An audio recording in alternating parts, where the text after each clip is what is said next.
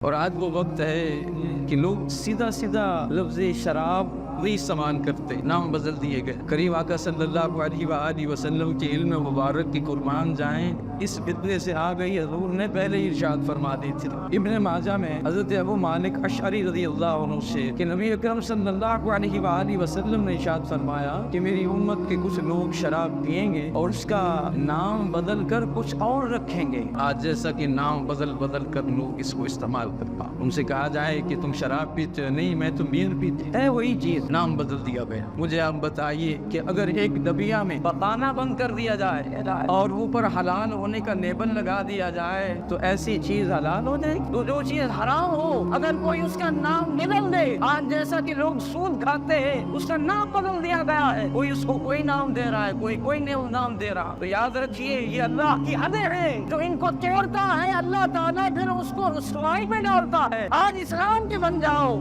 آج اسلام کے وفادار بن جاؤ۔ جن لوگوں نے دنیاوی شراب کو چھوڑا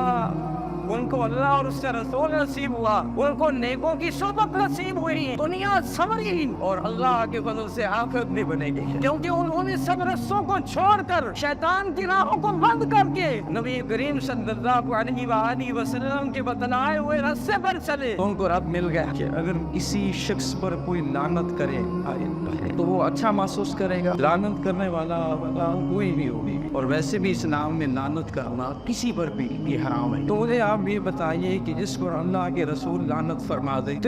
حضرت انس بن مالک رضی اللہ تعالی عنہ فرماتے ہیں کہ حضور اقدس صلی اللہ علیہ وآلہ وسلم نے شراب کے بارے میں 10 شخصوں پر لعنت کی،